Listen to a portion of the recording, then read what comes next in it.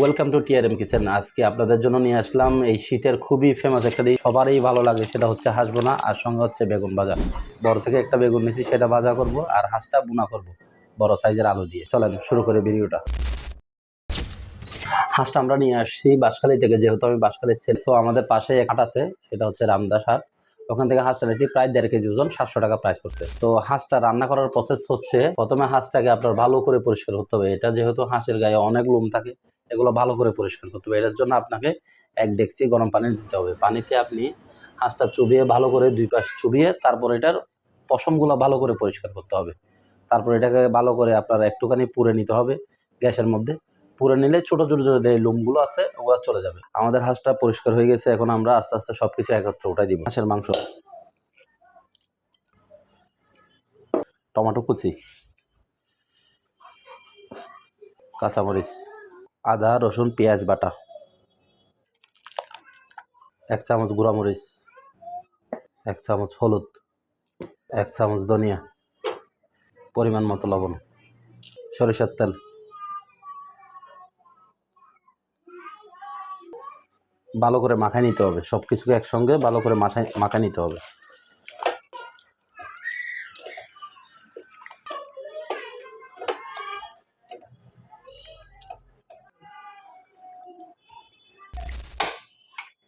পাঁচ 7 মিনিট কষানোর পরে আমরা হালকা করে লেড়ে দিব, যাতে লেগে না যায়। এই বিষয়টা খেয়াল রাখতে হবে, সবসময় এটা লেড়ে দিতে হবে। হাঁসের মাংসে আমরা যে মশলাগুলো দিলাম, ওই মশলাগুলোর গন্ধটাও চলে গেছে, মশলাটাও মিশে গেছে, আপনার টমেটো যেটা আছে ওটাও গলে গেছে, কালারটাও খুব সুন্দর চলে আসছে। সো আমরা এটার জন্য আরো 20 থেকে 30 মিনিট অপেক্ষা করবো, যাতে হাঁসের মাংসের মধ্যে মশলাটা টেনে নেয়। তারপরে আমরা আলুটা দিব। আমাদের হাঁসের মাংসটা প্রায় 80% কুক হয়ে গেছে। আমরা এই সময় আলুটা দিয়ে দিব, যে আলুটা আমরা বড় বড় করে কেটে রাখছি।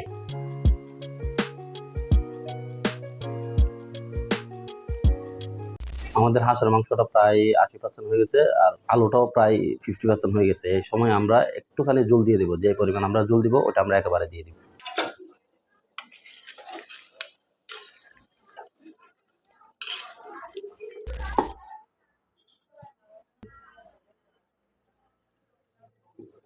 আমাদের রান্নাটা প্রায় কমপ্লিট। তো আমরা এখন নামানোর সময় আমরা যে গরম মশলাটা ভালো করে ব্লেন্ডার করে রাখছি ওটা দিয়ে তারপর লবণটা দেখে নামিয়ে ফেলবো।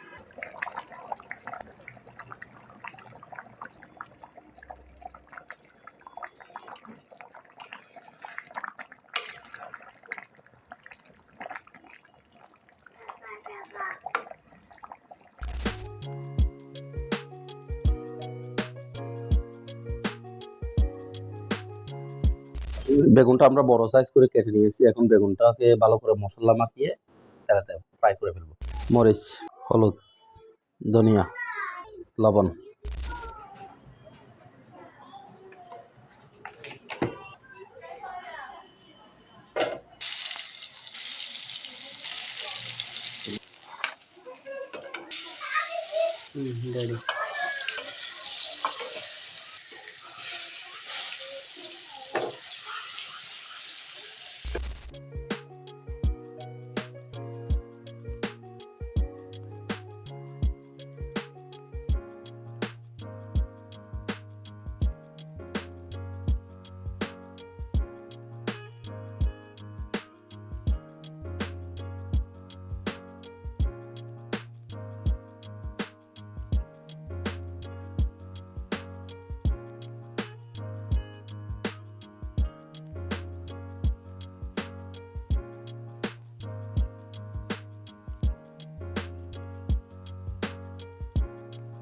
আমাদের রান্না বান্না কমপ্লিট।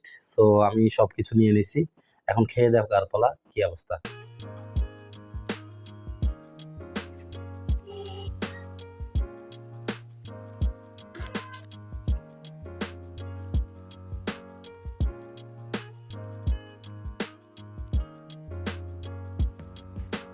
বিসমিল্লাহ।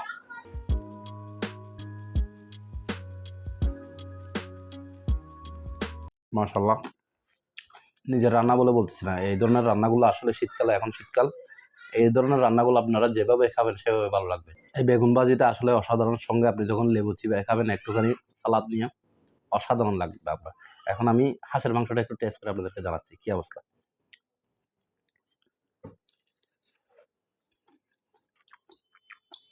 একদম গলে গেছে দেখেন, মাংসটা একদম ছিঁড়ে ছিঁড়ে আসতেছে, গরমের কারণে বুঝতে পারছি। দেখেন মাংসটা একদম গলে গেছে।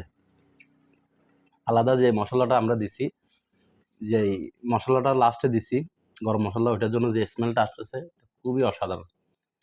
ধন্যবাদ। আমাদের ভিডিওটা যদি ভালো লাগে অবশ্যই চ্যানেলটা সাবস্ক্রাইব করবেন, আর ফেসবুকে হলে ফলো দিয়ে রাখবেন। ধন্যবাদ।